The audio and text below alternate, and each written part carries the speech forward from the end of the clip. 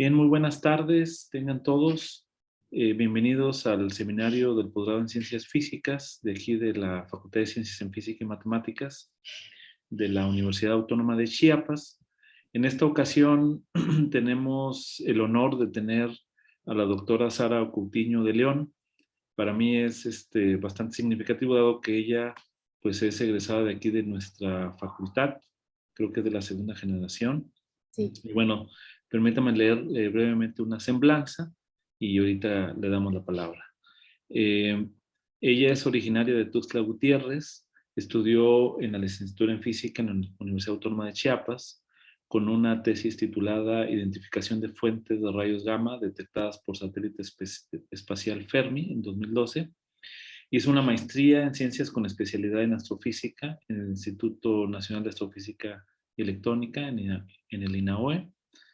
Y con una tesis titulada Estudio de luz extragaláctica de fondo utilizando fuentes de rayos gamma detectados por Hawke en el año 2014. Y recientemente terminó su doctorado en ciencias con la especialidad en astrofísica, con una tesis en espectros de telectronvoltios de Blazares, Markarian 421 y Markarian 501, vistos por Hawke en el año pasado, en 2021. Y bueno, ha colaborado también en la Universidad de Ciencias y Artes como jefa de departamento de posgrado entre el año 2019 y 2020 y actualmente es investigadora postdoctoral en el Departamento de Física en la Universidad de Wisconsin, en la ciudad de Madison, en Estados Unidos. Y bueno, pues para mí es un honor y pues muchísimas gracias, Sara, por aceptar nuestra invitación. Y bueno, adelante, es todo tuyo el escenario. Gracias. Gracias, y gracias por la invitación. Pues buenas tardes a todas y a todos. Pues hoy les vengo a platicar básicamente lo que fue algunos resultados de la tesis doctoral, que como mencionó Pavel hace unos segundos, eh, defendí el año pasado, en julio del año pasado. Entonces, y recientemente se publicó, bueno, se aceptó para publicación el artículo que contiene todo este trabajo. Entonces, pues bueno, básicamente les voy a mostrar el análisis espectral a muy altas energías. Por altas energías me refiero arriba de 100 gigaelectronvolts. De estos dos glasares, que son Markarian 421 y Markarian 501. Y los datos que usé son del Observatorio de Rayos Gamma Hawke. Entonces, es básicamente el resumen. Entonces, ese es el contenido de la charla. Primero, pues vamos a empezar definiendo qué son los núcleos activos de galaxia y qué son los blazares. También les voy a hablar un poquito del Observatorio de Rayos Gamma Hawke. Los núcleos activos de galaxia que Hawke ve o detecta. Y luego les voy a presentar los resultados, ¿no? Que son los espectros entre electronvolt de estas dos fuentes. Luego un modelo de emisión de blazares. También una distribución espectral de energía de estas dos fuentes en diferentes longitudes de onda o a diferentes energías. Y el resultado del modelado de esta distribución espectral de energía. Pues el resumen del trabajo y el trabajo futuro.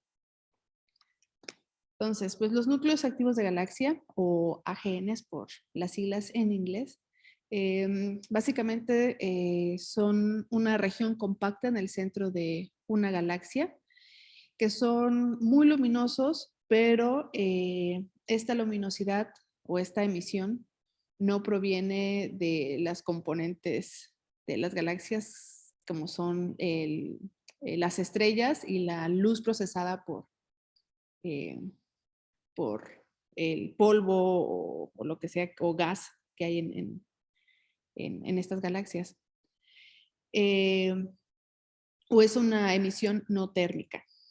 Hay un modelo unificado de AGNs en el que plantean que los AGNs básicamente son un agujero negro supermasivo con y que tienen a su alrededor un disco de materia. En inglés les llaman, bueno, la traducción en español es disco de acreción, pero creo que acreción no es una palabra que existe en español, entonces nada más lo dejé como disco de materia. Pero este disco gira alrededor del agujero negro y pues este disco está compuesto por eh, estrellas, gas, polvo y al estar girando alrededor del agujero negro se calienta y puede emitir radiación electromagnética que va desde el óptico hasta los rayos X suaves, por ahí de energías que por ahí de los kiloelectronvolts, más o menos. Y este disco a su vez está rodeado por unas regiones de líneas anchas y angostas, así se les llama, que son regiones de gas que se mueven a velocidades altas y bajas, respectivamente. Y se cree, bueno, hay diferentes tipos de AGNs y se cree que estos diferentes tipos de AGN solo son diferentes por el ángulo en el que se ven. Entonces, si el AGN lo vemos, no me acuerdo ahorita la palabra en español, H-on, no sé cómo es la traducción. Bueno, pero si lo vemos de cierta forma, también hay otra componente extra que es un toro de polvo que podría oscurecer otras componentes como, por ejemplo, las regiones estas de líneas anchas y angostas. Y bueno, eso es básicamente un núcleo activo de galaxia. Y bueno, la energía gravitacional que se libera por este material que va cayendo hacia el agujero negro, que proviene de este disco, puede ser convertida en radiación o en energía cinética en la forma de un flujo. Y este flujo es eyectado. Y le llamemos a este flujo jet o jets. También creo que algunas personas le llaman chorros, pero a mí me gusta más decirle jets. Y bueno, estos jets son básicamente plasma, que traen ahí fotones y partículas que se mueven a velocidades relativistas o ultra relativistas. Y pues estos jets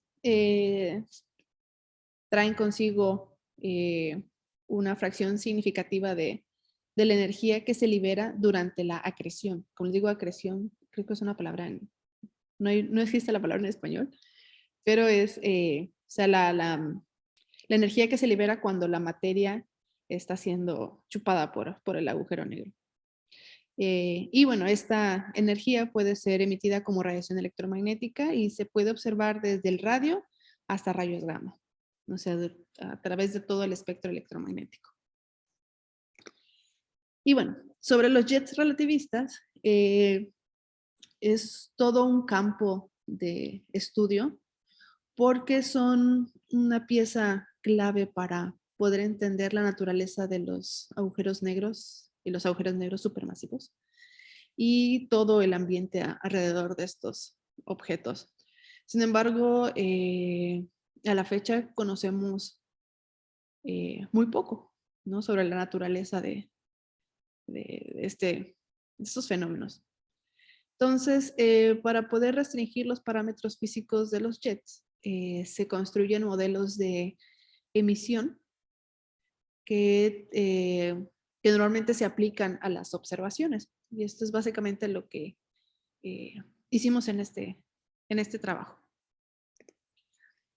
Entonces, ahora, ¿qué son los blazares? Pues los blazares son un tipo de AGNs que se caracterizan por tener este jet o estos jets, o no, uno de esos jets orientados muy cerca de nuestra línea de visión. O sea, la emisión que nosotros vemos de los blazares básicamente corresponde a la del jet. Son tan luminosos que opacan toda la emisión de la galaxia huésped.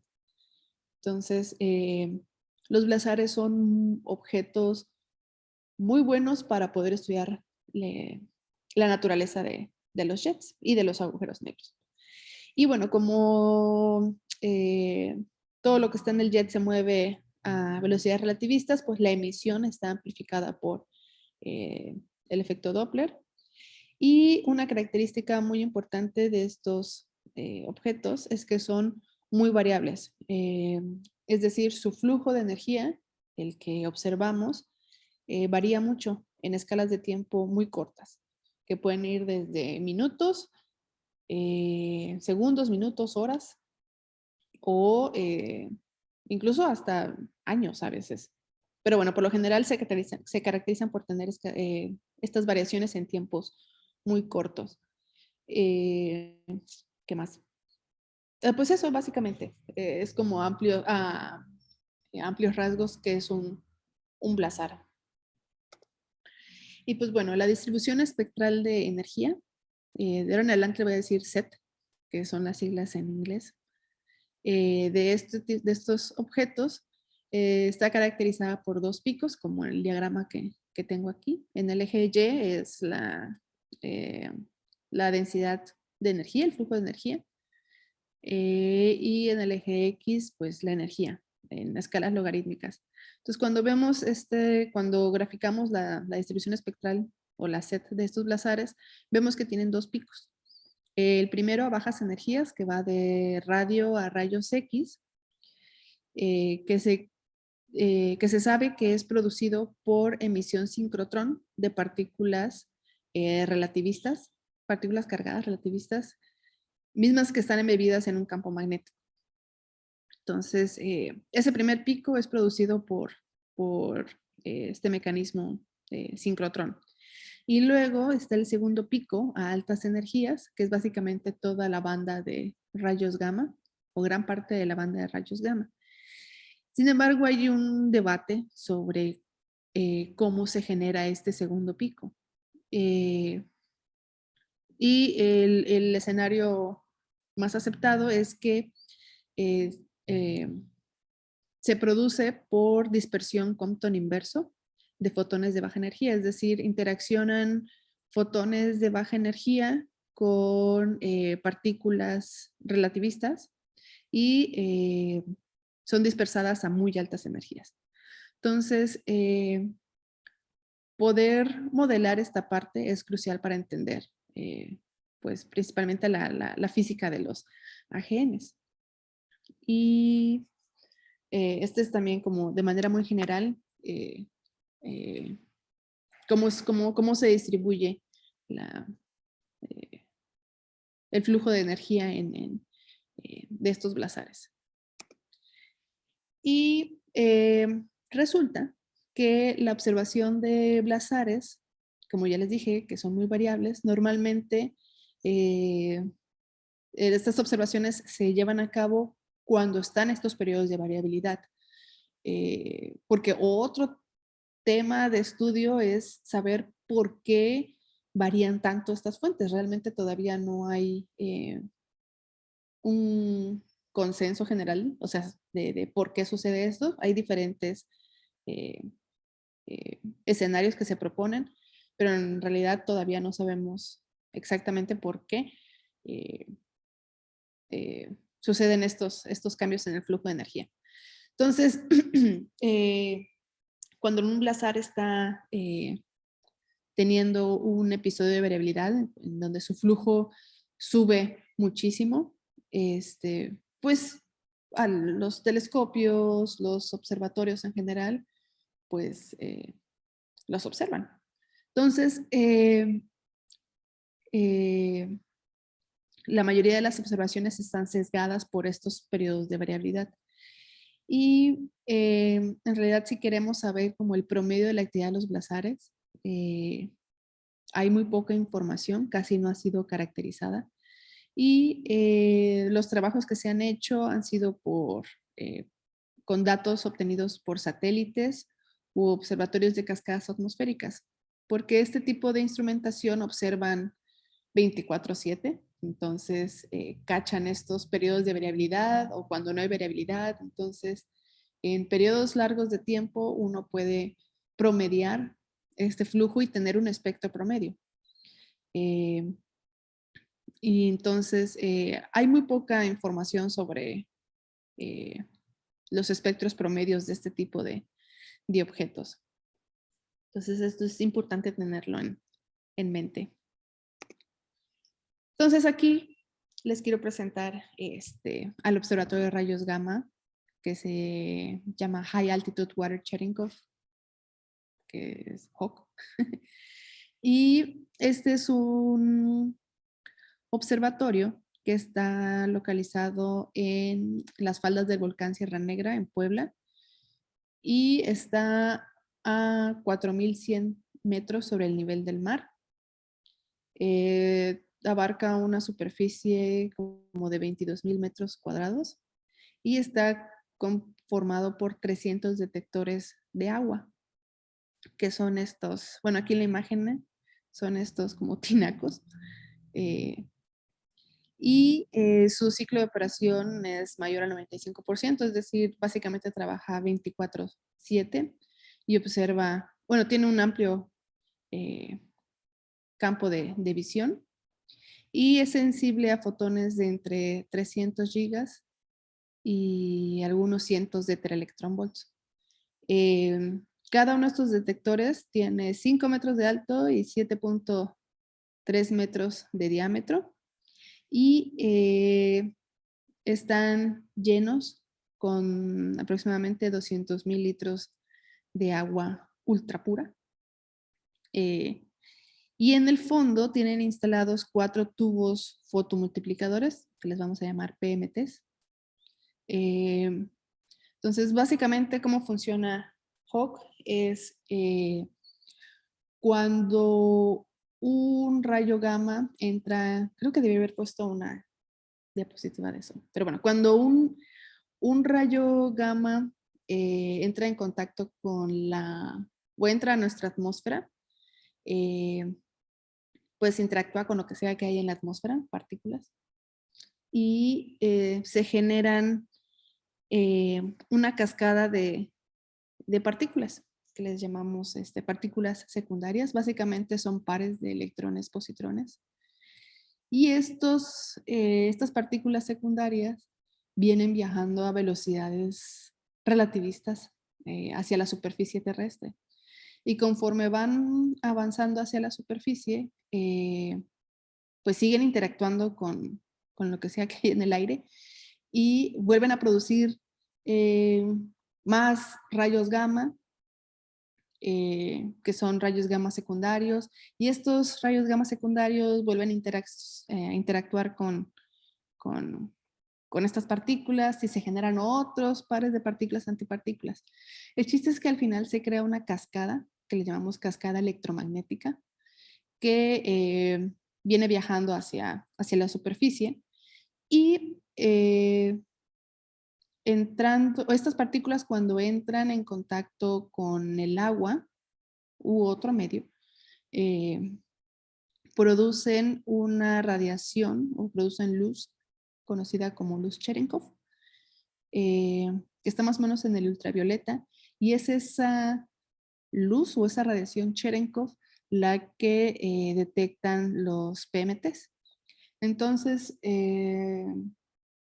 teniendo registrados el tiempo de llegada o el tiempo en el que se activan los PMTs y la dirección en la que se van activando los PMTs, y usando algunos modelos de, de, de producción de cascadas electromagnéticas, nosotros podemos saber la dirección en la que venía el rayo gamma original que originó esta cascada electromagnética y tener una estimación de la energía que tenía ese rayo gamma. Entonces, este observatorio detecta rayos gamma, pero de forma indirecta. Diferente a satélites, hay un satélite activo ahorita que detecta radiación gamma, que es el satélite Fermi. Pues afuera de la Tierra no hay atmósfera, entonces la forma en que funciona su instrumentación es diferente, pero ahí sí detectan de manera directa la radiación gamma. Aquí con HAWC es de forma indirecta. Usamos la cascada electromagnética, las cascadas electromagnéticas para saber de dónde venían de dónde viene la radiación gamma que se genera por fuentes en el universo. Y pues por la naturaleza de Hawk, es un buen instrumento para monitorear fuentes transitorias, como son estallidos de rayos gamma, que estos son eventos que suceden de vez en cuando, en donde hay como literal estallidos de rayos gamma y precisamente la actividad de blazars. Entonces, esto ha permitido el desarrollo de telegramas, le llamamos, que son compartidos con otros experimentos para el monitoreo de estos eventos. Hawk también contribuye de manera importante a la astrofísica multimensajera, que pues al estar dentro de esta red de telegramas, Hawk le puede dar seguimiento a las notificaciones que envían otros experimentos. Entonces, por ejemplo, cuando se detectaron las ondas gravitacionales, el, este experimento mandó alertas a todos los observatorios y telescopios y satélites para que pudieran corroborar que hubieran tenido eventos en la dirección en la que ellos estimaban que venía, de la que venían estas ondas gravitacionales. Entonces, con Hawk no, para ese evento, con Hawk no se tuvo ninguna detección, pero sí participó o sea, sí compartió la noticia de que no veía nada. Entonces así funciona actualmente los experimentos. Y bueno, actualmente la base de datos de Hawk comprende casi 5 años de observaciones. Hawk, se me olvidó mencionar, fue inaugurado en marzo del 2015. Y hasta ese momento, bueno, mucho antes empezó a tomar datos, pero no tenía los 300 detectores funcionando. Entonces, a partir del 15 de marzo del 2015, ya con los 300 detectores empezó a formar una nueva base de datos, ¿no? Y bueno, estos datos son divididos en 9 bines, en 9 bines que le llamamos FHIT, que se definen de acuerdo a la fracción de PMTs que se activan en cada evento. Por evento me refiero a cada cascada electromagnética. Entonces, esta forma de acomodar los datos van del bin 1 al bin 9. Aunque ahorita creo que ya son 11 bines. Pero bueno, son 9 bines de datos. Y el bin más pequeño corresponde a eventos menos energéticos y los bines más grandes, el bin 9, el bin 10, corresponden a eventos más energéticos. ¿Cómo sabemos esto? Porque las cascadas electromagnéticas, entre más energético sea el fotón que inició la cascada espacialmente es más grande, entonces activa más PMTs. Y eso es como de forma muy, muy general, cómo se dividen los datos. Entonces con esta forma de dividir los datos podemos tener una idea de la energía que tienen los fotones que provienen de una fuente cualquiera. Entonces, pero no toman en cuenta algunas variables como el ángulo cenital, por ejemplo, de la cascada, que son variables importantes para determinar la energía de los rayos gamma primarios. Entonces, hace poquito la colaboración desarrolló estimadores de energía que son usados para dividir estos 9 FHIT bins, estos bines FHIT, en 12 bines de energía, que cubren un rango que van desde los 300 gigas hasta los 300 teras. Y estos estimadores de energía usan un método que se llama Ground Parameter, el cual mide la carga a 40 metros del centro de cada cascada atmosférica, mediante ajustes de funciones para estimar la energía primaria de los fotones. Es como cómo funciona este estimador de energía. Realmente no conozco muchos detalles, solo los sé usar, pero desde hace poquito ya tenemos forma de estimar la energía de manera más robusta de las fuentes que detecta HAWC. Y bueno, ya pasando, pudiera hablar más sobre los aspectos técnicos de HAWC, pero eso es tal vez para otro seminario. Pasemos como a la parte central de cómo sacamos espectros de energía.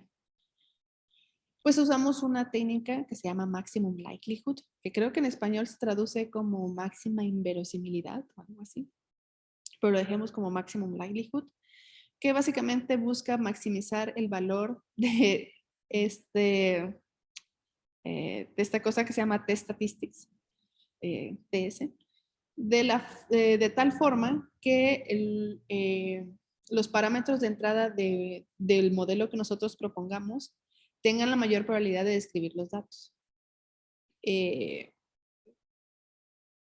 Básicamente lo que hacemos es, nosotros proponemos un modelo espectral, por ejemplo, que tal fuente emite siguiendo una ley de potencias o una ley de potencias con cortes de energía. Entonces, esos modelos tienen parámetros de entrada. Entonces, lo que busca esta técnica es maximizar estos parámetros de tal forma que describan de buena forma las cuentas o los datos que tenemos. Entonces, para este caso, estamos hablando de galaxias. Las vemos como fuentes puntuales. Entonces, el Test Statistics se define como 2 veces el logaritmo natural del cociente del likelihood de H1 sobre el likelihood del H2, donde L o likelihood es la función de probabilidad, H0 es la hipótesis nula o la hipótesis de no tener emisión o señal, es decir, solo ruido de fondo. H1 es la hipótesis de tener ruido de fondo, o sea, este background, más señal, el cual depende, este H1 depende de los parámetros que nosotros suponemos para describir la fuente a través de estos modelos espectrales. Entonces, para determinar el espectro de una fuente, nosotros probamos diferentes modelos espectrales, como les digo, puede ser una ley de potencias, una log parábola, etc. Entonces, el valor, cada que se corre este ajuste, el valor de TS es numéricamente maximizado, iterando entre los valores de los parámetros iniciales o los parámetros de entrada, y el resultado son aquellos valores que tienen la mayor probabilidad de describir los datos. Entonces, al final, para poder, por ahora, para poder decir qué modelo espectral describe mejor los datos, usamos este valor de TS. El número más grande, el valor más grande de TS es el que escogemos para decir que tal fuente está mejor descrita por una ley de potencias o está mejor descrita por una log parábola, etc. Entonces, para este trabajo en específico,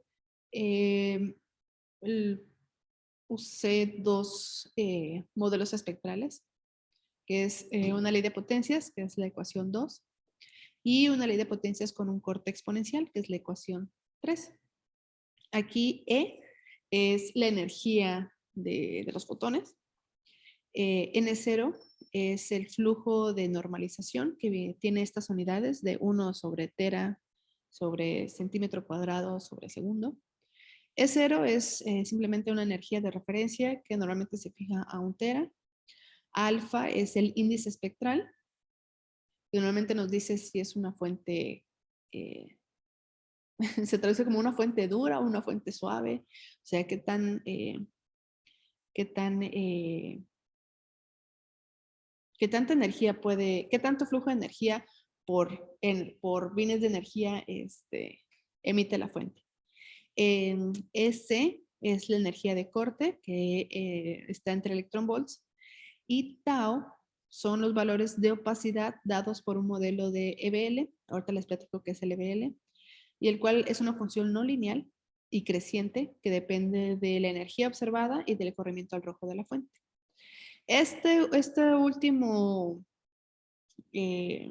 este último cachito de las ecuaciones, la exponencial a la menos tau, solo lo hacemos para fuentes extragalácticas. Y ahorita les explico por qué. Pero antes les cuento esto. Bueno, esto ya se los platiqué, que dependiendo de los valores de TS, en el ajuste global, o sea, primero hacemos el ajuste usando todos los bienes de energía, y dependiendo del valor de TS, o sea, el número más grande, pues escogemos ese modelo. Y podemos tener puntos de flujo que son estimados ajustando únicamente N0. Y cuando hacemos el ajuste usando todos los bienes de energía, y dejamos libre todos los parámetros espectrales. Por parámetros espectrales me refiero a N0, alfa y S. Pues tenemos los valores que mejor describen los datos. Entonces, pero para tener puntos de flujo a cierta energía, lo que hacemos es, en cada bin de energía volvemos a hacer este mismo ajuste, pero ahora solo dejamos como parámetro libre N0 y fijamos los valores de alfa y de S con los valores que nos salieron del ajuste global. Y bueno, si el ajuste en un bin de energía tiene una TS menor a 4, se fija un límite superior para ese puntito. Entonces, bueno, ya, les platico qué es el EBL. El EBL es las siglas en inglés de la luz extragaláctica de fondo, que es un campo de radiación electromagnética que resulta de la emisión de todas las galaxias y sus componentes desde la era de la recombinación, o sea, desde que empezaron a emitir las primeras estrellas. Y su forma espectral va desde el lejano infrarrojo hasta el ultravioleta. Aquí hay una gráfica del flujo de energía con longitud de onda del EBL para diferentes observaciones que se han hecho del EBL o modelos. Y bueno, este es un campo de fondo. Entonces, los fotones del EBL, les vamos a llamar fotones de baja energía comparados con los rayos gamma. Pero estos fotones del EBL, cuando interactúan con fotones de muy alta energía, es decir, con rayos gamma, producen un par de partícula-antipartícula. De tal forma que el flujo de energía intrínseco o el flujo que sale de la galaxia o del AGN en este caso, se atenúa. Y bueno, este factor de atenuación está determinado por este factor, tau, que como ya les mencioné, crece con la energía observada de rayos gamma y la distancia de la fuente. Este es para que tengan una idea de cómo se atenúa, o cómo es, más bien, cómo es el factor de atenuación de acuerdo a la energía observada de los fotones y el corrimiento al rojo de las fuentes. Por ejemplo, arriba a la izquierda todos estos son diferentes, son 4 modelos diferentes de EBL. Entonces, para una fuente que está a un corrimiento al rojo de 0.05, perdón si escuchan ruido de fondo, vemos que, bueno, en el eje Y está la exponencial de menos tau, que nos dice por cuánto se va a atenuar cuánto es este valor. Entonces, para energías menores a 1 tera, este valor, no, energías menores, bueno, como energías sí, como de 1 giga más o menos, 0.1 teras. Esta exponencial de menos tau es 1. Entonces, el flujo intrínseco de la fuente realmente no se ve muy afectado. Sin embargo, si queremos observar una fuente a esta distancia de 0.05 a muy altas energías, es decir, después de los 10 teras, se ve cómo caen estas curvas y ahí sí los factores de atenuación son más grandes.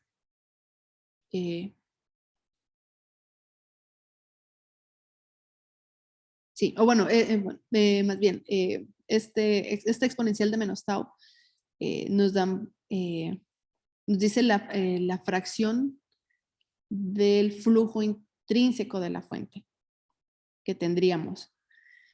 Entonces, si nos vamos al panel inferior derecho, para una fuente más lejana, a un redshift de 1.0, vemos que a 0.1 teras a la menos tau es aproximadamente 10 a la menos 15. Entonces, básicamente no podemos ver fuentes muy lejanas a muy altas energías, porque entre más lejos la fuente, por ponerlo de esta forma, entre más lejos la fuente, los fotones que salen de esta tienen que atravesar más EBL. Entonces se van atenuando o esta emisión cada vez se opaca más de tal forma que nunca llegamos a verlo. Entonces, más o menos, si queremos observar propiedades intrínsecas de una fuente a muy altas energías, es decir, a más de 0.1 teras, esta debe estar a un corrimiento al rojo no mayor de 0.3 más o menos. Entonces, este es otro esquema para que visualicen. Esto es importante para la interpretación de los resultados. Nosotros tenemos, por ejemplo, un espectro intrínseco que está bien descrito por una ley de potencias, que es el gráfico de la izquierda. Y este es el intrínseco, el que sale de la fuente, pero el espectro que nosotros observamos ya está atenuado por el EBL. Entonces se ve como curvado, porque entre más energéticos sean los fotones, más probabilidad tienen de interactuar con los fotones del EBL, entonces se atenúan muchísimo más. Entonces, básicamente el flujo observado es igual al flujo intrínseco por la opacidad del EBL. Entonces, por eso aquí agregamos en nuestro modelo espectral para fuentes extragalácticas, agregamos este último factor, la exponencial de menos tau, de tal forma que cuando hacemos los ajustes de los parámetros espectrales, los resultados corresponden al espectro intrínseco de la fuente. Sí. De esta forma, los parámetros espectrales ajustados a los datos de Hawk corresponden a los intrínsecos. Ahora, ¿qué AGNs ha visto Hawk? En el 2017 se publicó el segundo catálogo de fuentes detectadas por Hawk, que básicamente era un catálogo que tenía 507 días de observaciones. Y estos dos lazares, Markarian 421 y Markarian 501, fueron detectados con un TS de 1150 para Markarian 421 y un TS de 556 para Markarian 501. Y 3 años después se publicó un survey de AGNs, de 138 AGNs que han sido detectados por este satélite, Fermi. Y lo que se hizo fue buscar los datos de estos 138 AGNs en los datos de Hawk. Estos datos comprendían 1543 días de observaciones. Entonces, en este nuevo conjunto de datos, otra vez aparecen Markarian 421, Markarian 501, y como pueden ver, el nivel de detección de las fuentes ahora fue muchísimo mejor que con el segundo catálogo, porque para Markarian 421 la TS ahora fue de 4.489 y la TS de Markarian 501 ahora fue de 289. Y hay otras 3 AGNs. El primero es una radiogalaxia M87 con un TS de 12.9 y 2 blazares uno con TSA igual a 11 y otro con un TSA igual a 9.5. Que se le pone como que son tentativamente detectados porque algunas personas opinan que para decir que una fuente es detectada debe tener una TS mayor a 25. Otros dicen que no, que debe tener una TS mayor o igual a 9. Entonces, por lo pronto podemos decir que estas dos fuentes están tentativamente detectadas. Estas tres fuentes, perdón. Pero por lo pronto, bien detectadas, solo están Marcaria en 421 y Marcaria en 501. Entonces, pues lo que hice fue apañar estas dos fuentes para estudiar su espectro de energía a estas altas, a estos rangos de energía. Entonces aquí rápidamente, resulta que Marcaria 421 y Marcaria 501 son los dos blazares más estudiados a muy alta energía. De hecho, Marcaria 421 fue el primer blazar detectado a 3 electronvolts por un telescopio Cherenkov en el observatorio de Whipple. Y tiene una distancia relativamente corta de 0.031. Y Marcaria 501 también fue después de 421 fue la siguiente fuente detectada por este observatorio. Y tiene también un corrimiento al rojo muy similar, que es 0.034. Entonces, para estas dos fuentes, los efectos de atenuación del EBL, o sea, a este corrimiento al rojo, los modelos que actualmente existen de EBL describen muy bien cómo son estos factores de atenuación. Y bueno, el hecho de que estas dos fuentes están prácticamente a la misma distancia y están clasificadas como el mismo tipo de fuentes, pues realmente nos permite estudiar las diferencias intrínsecas entre ellas, ya que el efecto del EBL es el mismo para un mismo rango de energía. Y bueno, para marcar en 421 ya vamos a hablar únicamente de muy altas energías, o sea, arriba de 0.1 teras. Para marcar en 421, las detecciones más altas han sido arriba de 10 teraelectronvolts, pero ha sido cuando la fuente presenta una actividad alta. En estos periodos de variabilidad le vamos a llamar flares. Y para observaciones promediadas en periodos largos de tiempo, la detección más alta ha sido como de 5 teras más o menos. Para Markarian 501, tanto para observaciones cuando hay flares como para observaciones promediadas en periodos largos de tiempo. Por periodos largos de tiempo me refiero a más de 50 horas de observación. La máxima energía detectada ha sido entre 4 y 6 teras.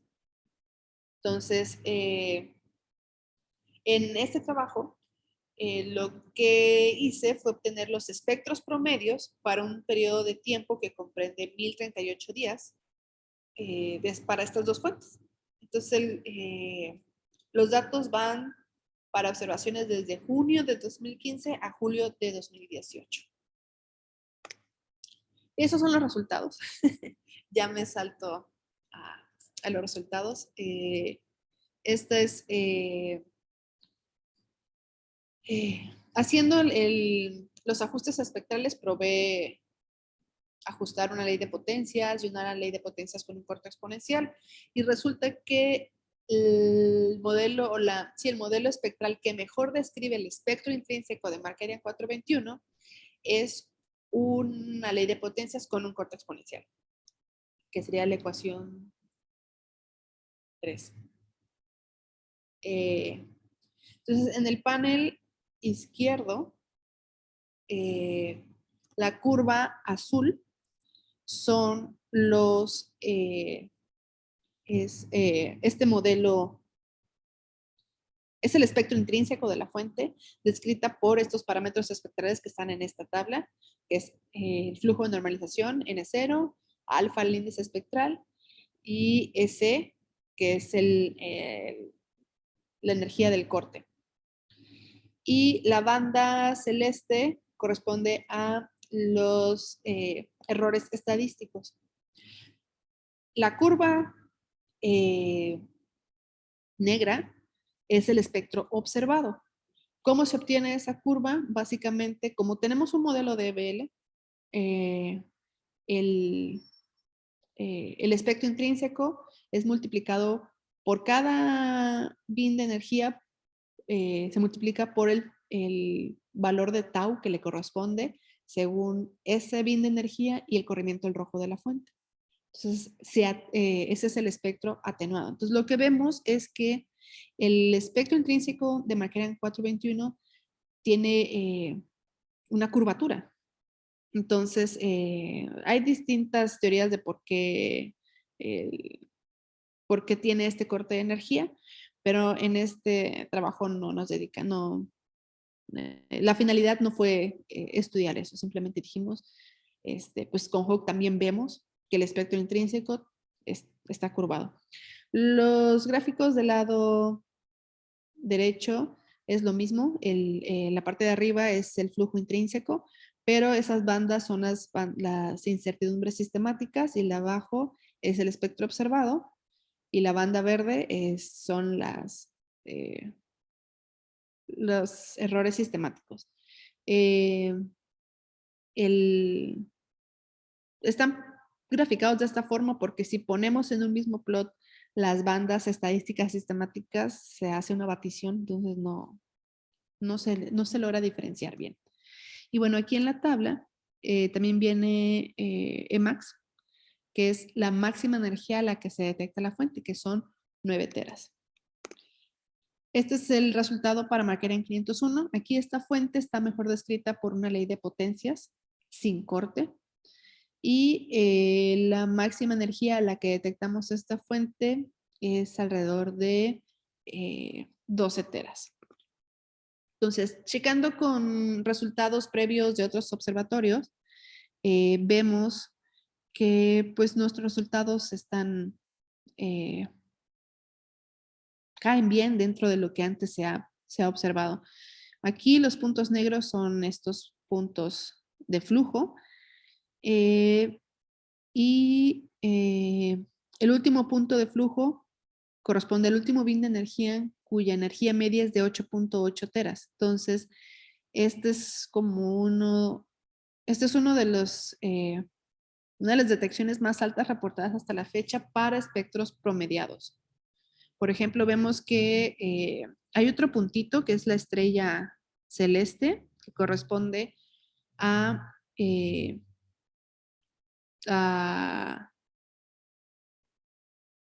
observaciones cuando había como una ligera actividad de la fuente. Para McCarran 501 también tenemos el mismo plot. Y aquí lo que vemos es que el último punto de flujo de Hawke está como a 10.9 teras y nuevamente es uno de los valores más altos reportados hasta la fecha. Y vemos que no cae muy bien entre los resultados previos.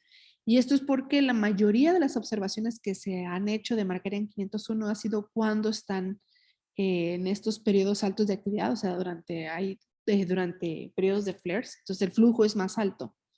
Pues como pueden ver, casi no hay datos promedio de McCarran 501. Y bueno, ya me voy bien rápido porque creo que ya se va a acabar, o ya se acabó el tiempo. Al final, lo que queremos es usar esta nueva información para completar la última parte de la set de los blazares, que sería la curva que cae del segundo pico, el pico verde. Entonces, como ya les dije, el primer pico es emisión sincrotrón de los electrones relativistas que están en el jet y el segundo pico es emisión por Compton inverso de fotones de baja energía. Y aquí les voy a hablar del modelo. Hay diferentes escenarios, pero yo les voy a platicar del escenario leptónico, que es el que yo usé, que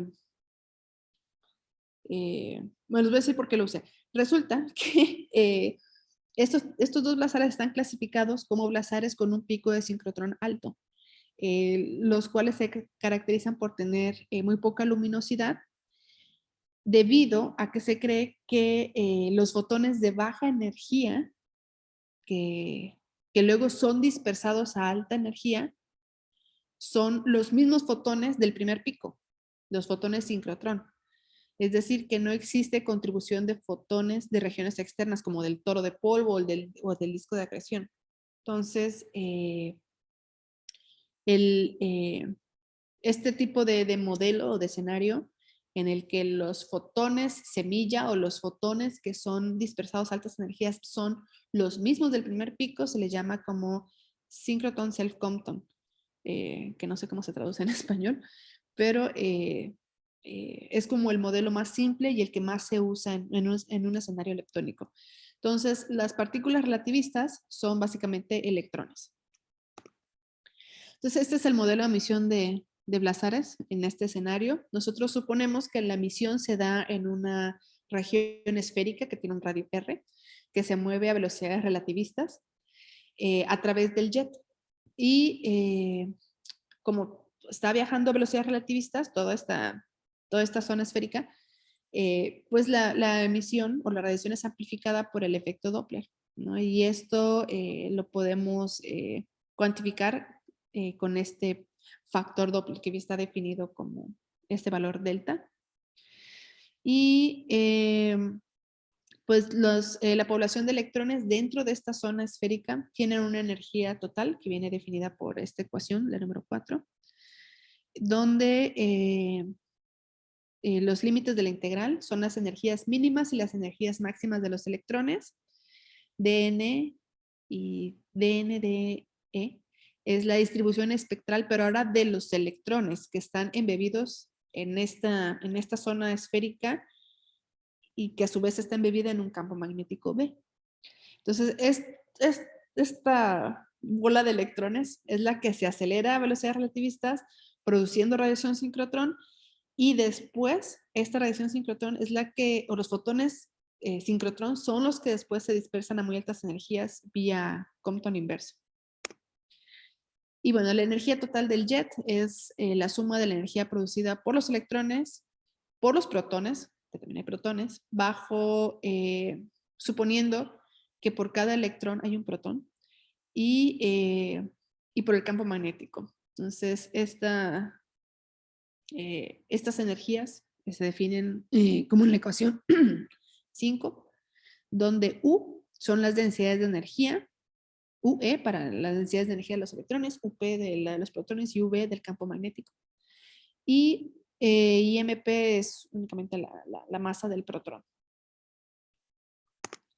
Entonces, lo que hicimos fue construir una set para cada una de las fuentes usando datos en otras longitudes de onda. Aquí los puntitos para ambas fuentes, los puntitos en rojo son los datos de Hawk, los resultados de este trabajo. Luego están unos cuadrados, y vamos de muy altas energías a bajas energías. Luego los cuadrados amarillos son datos del satélite espacial Fermi y son datos contemporáneos, es decir, que son datos que fueron tomados en las mismas fechas de los datos de Hawk.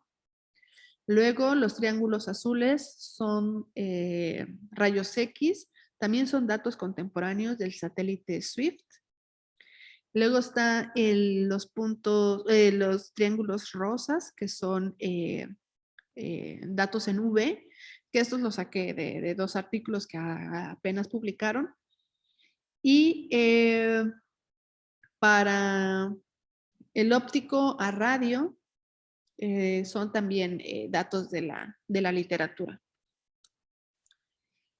Y bueno, entonces todo este modelo lo queremos aplicar a esta set, a estas observaciones. Y bueno, para esto usé un paquete de Python que se llama AGNPy, que básicamente calcula el espectro de fotones producidos por estos procesos radiactivos de leptones en AGNs. Y está basado en estos 2 trabajos publicados, que son modelos de emisión. Entonces, para ver qué modelos describen a la población de electrones, se provee diferentes modelos, como una ley de potencias con un corte, una log parábola. Y aquí todos los parámetros espectrales se dejaron libres en el ajuste. y también los valores de la energía mínima y la energía máxima de los electrones. Y para el cálculo del flujo síncrotron, o sea, del segundo pico, también dejé libre el valor del campo magnético P. Y bueno, resulta que pues entre este tipo de modelo tiene una alta degeneración entre esos parámetros. Entonces, entre más parámetros se puedan restringir con las observaciones, mejor. Entonces, uno de los parámetros que se puede restringir es el tamaño de la zona de emisión, R. Y se puede restringir a través de observar cómo varía la fuente, las escalas de tiempo en la que varía la fuente. Pero como aquí no hicimos estudios de variabilidad, es un parámetro que no podemos restringir, entonces simplemente lo dejamos fijo, basado en trabajos previos.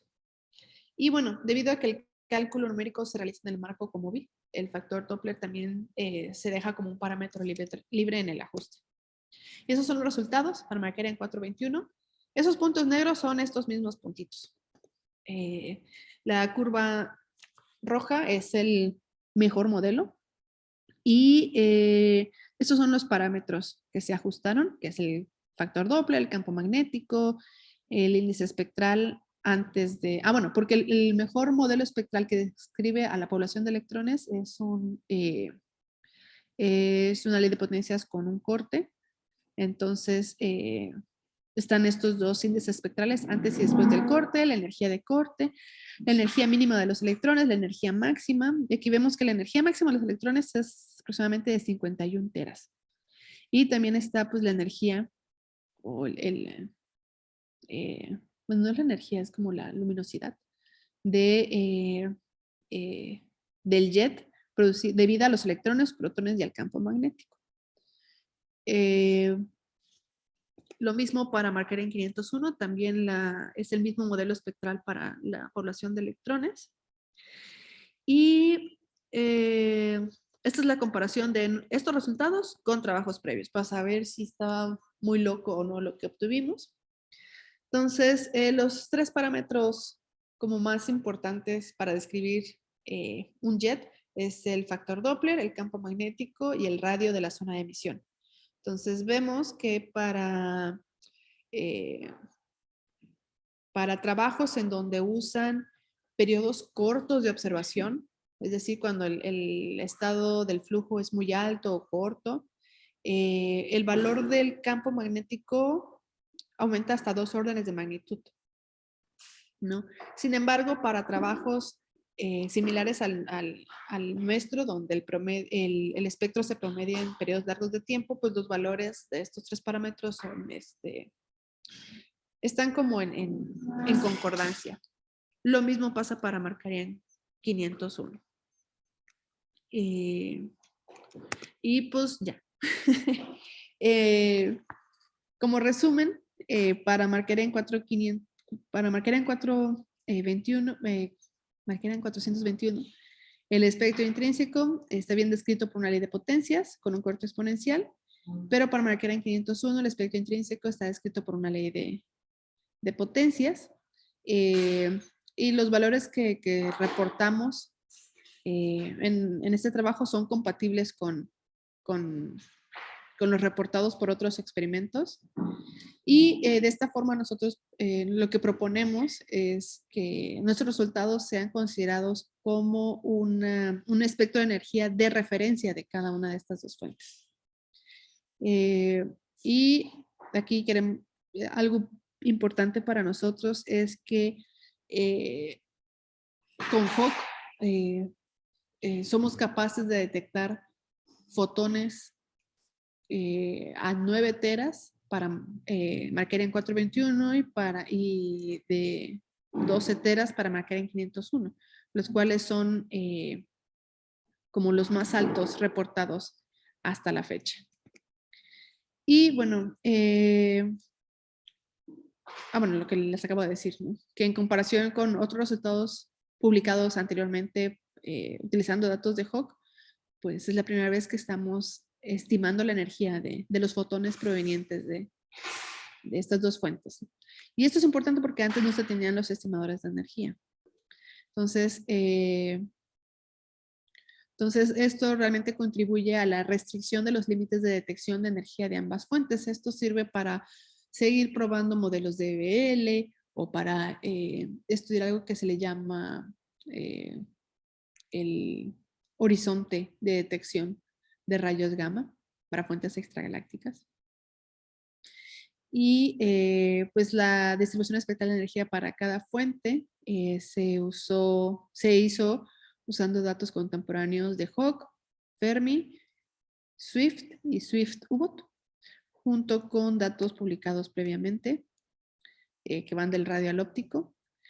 Y los parámetros físicos que se obtuvieron después de hacer el ajuste de este modelo leptónico a la SET, pues concuerdan también de manera general con los valores encontrados en la literatura para observaciones a largo plazo. Lo que confirma que ambas fuentes, aunque son la misma, y el EBL las afecta igual, pues son intrínsecamente diferentes, asumiendo que tienen lugar los mismos procesos físicos. Y pues a trabajo futuro es hacer esto mismo, pero también teniendo en cuenta la variabilidad de estas fuentes. También conforme se van ampliando la muestra de datos, pues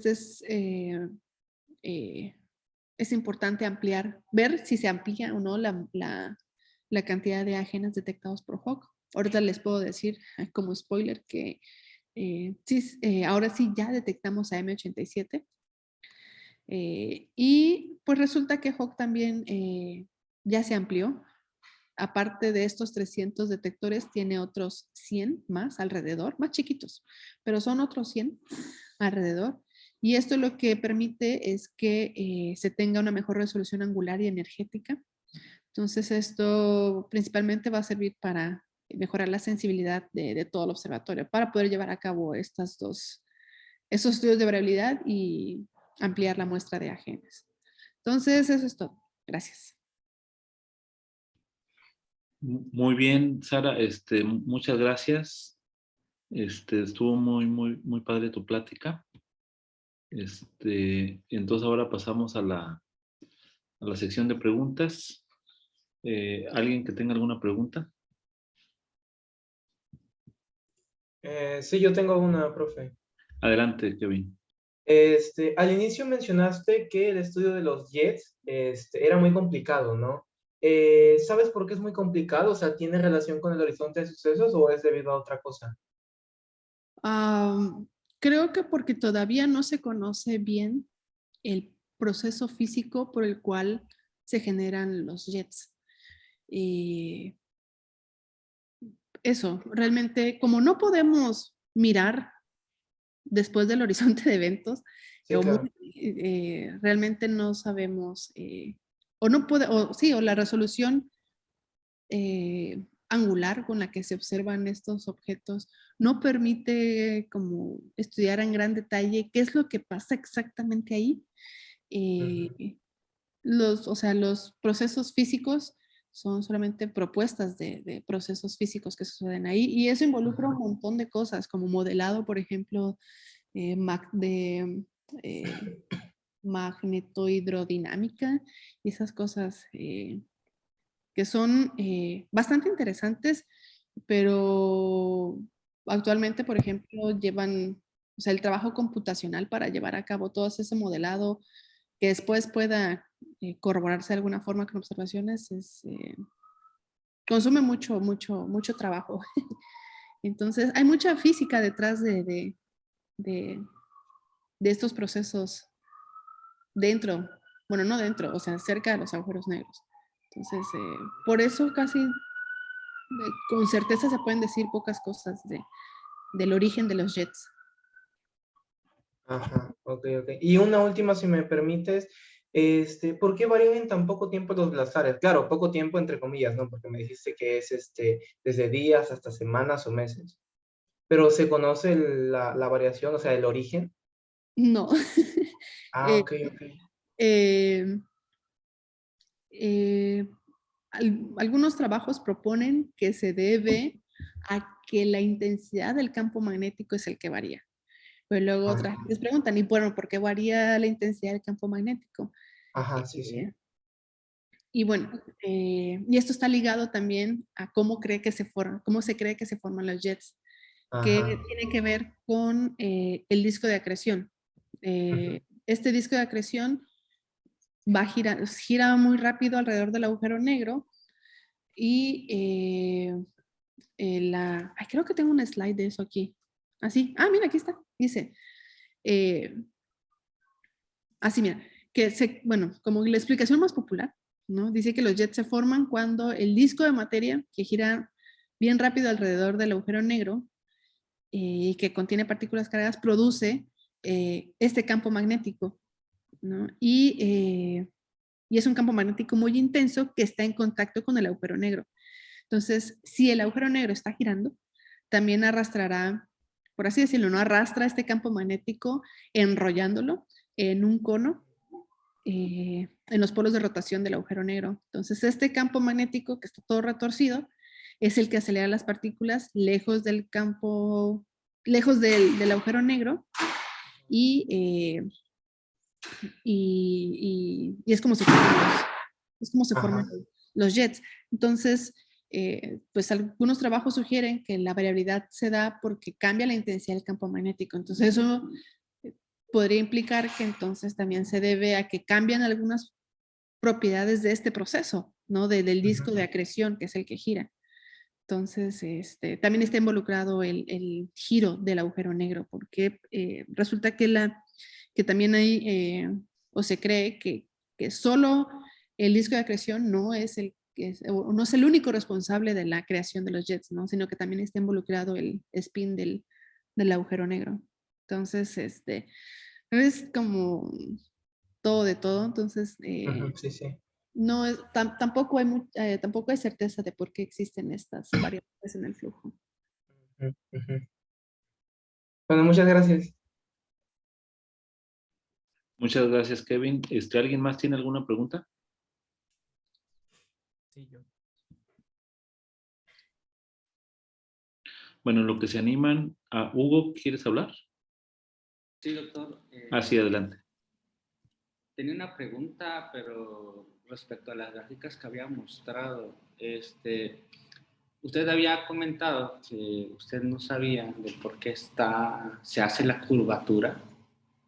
¿Y usted tiene alguna, no sé, una especulación del por qué sucede eso? Así, desde su punto de vista. Sí, resulta que se cree que el tamaño de la zona de emisión del jet de Markarian 421 es muy pequeña. Muy pequeña comparada con otras zonas de emisión de otras galaxias. Entonces, de otros ajenes, perdón. Entonces, es muy pequeñita. Entonces, esto provoca que hayan interacciones o haya, ¿cómo se llama? O sea, que haya interacción entre los fotones y las partículas que hay ahí mismo. O sea, lejos, o sea, diferente al proceso de Compton-Inverson, sino que o sea, de todos los fotones que se producen ahí, a muy altas energías, se vuelven a opacar ahí por segundas interacciones. Entonces, esto lo que hace es que esos fotones muy energéticos no logren escapar de esta zona de emisión, por así decirlo. Entonces, esa es como una idea muy general que se tiene, que es debido al tamaño de la zona de emisión. Están todos ahí apretados, los fotones y las partículas cargadas, y los fotones de muy alta energía que se producen vuelven a ser atenuados otra vez. Entonces, esa es una explicación, pero no sé. Okay. Gracias, eso es todo. Gracias. Adelante, Abraham. Sí, ¿me oyen? Sí. Gracias por la plática, estuvo muy interesante. Y tenía dos preguntas. Una era en la diapositiva 22 del Markarian 501. Ajá. Había dicho que ese último punto negro difería a lo que habían encontrado, pero también recuerdo que dijo que para los flares la variabilidad, como hay un poco más de sesgo, creo, de información, está mejor estudiado. Bueno, al revés, que hay algo de sesgo de información y que cuando se hace con promediado se tiene una mejor información, aunque no está muy caracterizado, muy bien caracterizado. Entonces, el trabajo que hizo fue en un promediado el tiempo. Y aún así dice que este último punto negro como que no era lo que esperaba. Más en particular, ¿por qué podría haber sucedido eso? Porque me parece que luego menciona por lo que había pasado en el pasado, pero ¿cómo, por qué podría haber ocurrido eso? Ya. A ver, explico nuevamente esta gráfica. Los puntos negros son lo que nosotros, o sea, son los puntos de flujo de Hawk, ¿no? Lo que detectamos con Hawk. Y aquí estoy comparando con trabajos previos de otros, perdón, está pasando una ambulancia. Ya. En esta gráfica, todos los demás puntos son observaciones de otros experimentos, de otros telescopios. Pero lo que quiero decir, que a diferencia de Markarian 421, por ejemplo, vemos que los puntos negros están como ahí en medio, ¿no? De las otras observaciones, o sea, es decir, que nuestros resultados para Markarian 421 están en muy buena concordancia con lo que otros experimentos han reportado. Con 501, pareciera que no están en concordancia porque, o sea, si ves, los puntos negros están ligeramente más abajo que los demás puntos. Entonces, leyendo estos diferentes trabajos de estos otros telescopios o experimentos, sucede que cuando ellos obtuvieron sus respectivos espectros, que son todos estos puntos de colores, fue cuando observaron la fuente, cuando tenía estos flares, cuando tenía un flujo o tenía un estado de actividad muy alto.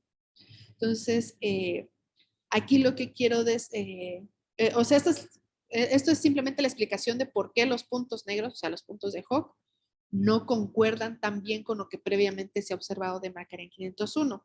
Y esto también es para respaldar el hecho de que casi no hay observaciones a muy altas energías de Markarian 501, observaciones que comprenden un set de datos de muchos días, porque estas observaciones de los demás puntos son horas, de 2 horas, 7 horas, comparado con nuestro trabajo, que son 1038 días. Por ejemplo, en este gráfico en específico, los triángulos para abajo, los amarillos, son de un observatorio similar al de Hawk, que se llama Argo.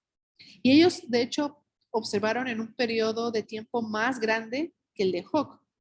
Pero el espectro que ellos reportan fue cuando ellos lo que hicieron fue dividir sus datos en periodos de actividad. Entonces, el único espectro que reportan es de cuando estaban con una actividad alta. Entonces, aquí simplemente es para mostrar esto, o sea, que explicar, para mostrar que casi no hay observaciones o casi no hay espectros promediados en periodos largos de tiempo. Cuando la fuente, bueno, y estos periodos largos de tiempo incluyen periodos de cuando la fuente tiene un estado de actividad muy bajo o muy alto. Entonces, como digo, es promediado. Entonces, no sé si ya quedó claro qué es este plot. Simplemente es comparación. Sí, sí quedó claro. Y tenía una más si se podía. ¿Sí? En la diapositiva 12, solo era preguntar a qué se refiere o cuál es la energía de corte. La S. Ah, esta, mira. Aquí. No.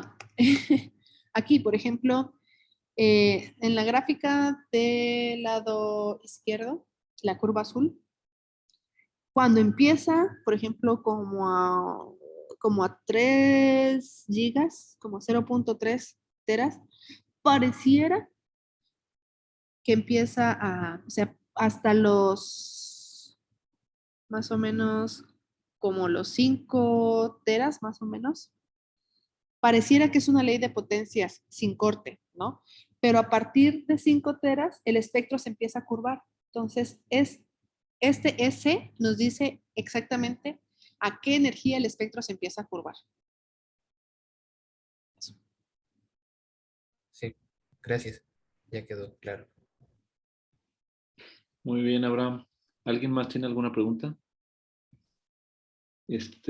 Bueno, yo tenía una pregunta. Ya nos queda poco tiempo.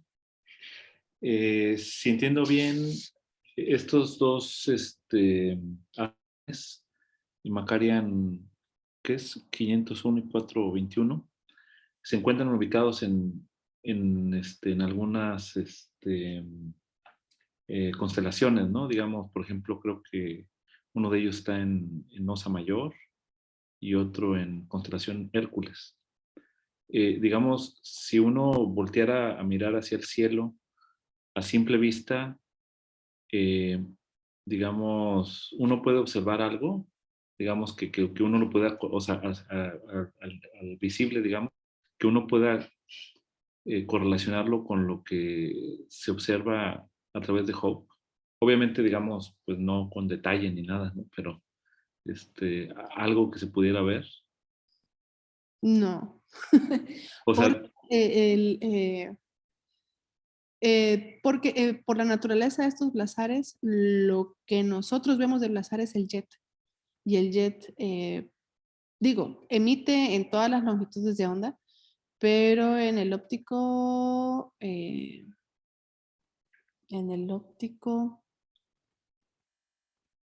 no, y creo que, o sea, no se alcanza a ver. o sea, esta imagen que muestran, por ejemplo, creo que en tu presentación al inicio, creo que de una imagen de Hubble. Ah, eh, ya. Eso, esta parte, por ejemplo, es como una caricatura, por No, es ejemplo, una que se ve composición de... De hecho, artística. esta no es ninguna Markarian. Ok, Esto es solo es una galaxia. Evidentemente es una GN, pero es una composición de diferentes imágenes de diferentes longitudes de onda. ya. Por ejemplo, ahí se Sí. alcanza a ver el polvo, ¿no? Y eso es infrarrojo. Eh, También los jets, al final de cada jet, eso es en radio, por ejemplo. Ok, Hacia el centro, creo que ahí sí es el óptico. Entonces es una composición. A simple vista, creo que incluso por la distancia a la que están, pues están del orden de megaparsecs las distancias. sí, ok. No, no. Y bueno, otra pregunta es, bueno, ya ves que está ahorita todo este rollo del telescopio, Event Horizon, Ah, sí. en donde justamente las sombras, ¿no? Del agujero negro, eh, digamos, pues hay muchas mediciones que dan cuenta de que en efecto hay un agujero negro, ¿no? Ahí, especialmente, por ejemplo, las trayectorias de las estrellas que están alrededor y que ajustan muy bien con lo predicho por la teoría de la relatividad general. La pregunta aquí es, en estos estudios, por ejemplo, de AGNs, ¿cómo pueden demostrar que en efecto ahí, digamos, hay un agujero negro o solamente es una hipótesis todavía? O sea, si hay una prueba así, digamos, contundente como es en estas otras observaciones. De hecho, no. O sea, todo es, o sea, son escenarios que se proponen. O sea, que el escenario más aceptado para la producción de jets es que haya un agujero negro, pero no hay evidencia eh, observacional de que así sea, ¿no? O sea, sabemos que hay un agujero negro aquí en la galaxia, ¿no? Por el, el Event Horizon, ¿cómo es? Event Horizon Telescope. Event Horizon Telescope. Pero es nuestra galaxia y no es una galaxia activa. y creo que todavía no hay resultados de la otra galaxia, ¿cómo se llama? De Andrómeda, creo que es la que van a Ajá, observar, o no sé, que tampoco es una galaxia activa. Entonces, ya. no, o sea, todos son modelos. De hecho, aquí es lo que menciono, ¿no? Que el modelo unificado de entrada propone que hay un agujero negro, ¿no? Ya. De ahí parte todo, pero no hay evidencia. Ahora, digamos, los resultados que tú obtienes como esta densidad, ¿no? De energía, este espectro de energía, pudieran ayudar a justificar este modelo. O sea, es decir, pudieran ayudar a decir, bueno, pues aquí hay una evidencia a lo mejor indirecta, de que en efecto ahí lo que está es un agujero negro supermasivo, ¿o no? Mm, Bueno, supongo que es eh, otra área de competencia, sí, pero si se pudiera decir algo. mm, no estoy segura. No sé, ahorita no sé, creo que tendría que pensarlo más. Muy Porque todo, bien. o sea, es que todo se hace bajo la suposición de que hay un agujero negro. Entonces, no sé, no sé, Ok. ahorita no sé. Perdón. No, pues está muy bien, ¿eh?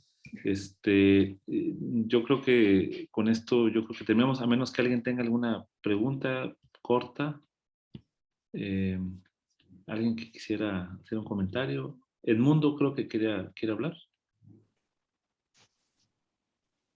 No, tengo una pregunta. No se escucha Edmundo. ¿O no quieres hablar? No. Ok. Bueno, pues si no hay más preguntas, pues muchísimas gracias, Sara. Estuvo muy padre la plática. Felicidades. Qué bueno que salió tu artículo publicado. Y pues ojalá que cuando vengas acá lo podamos hacer presencial, ¿no? Gracias. Que aproveches mucho tu estancia por allá y felicidades. Gracias. Saludos.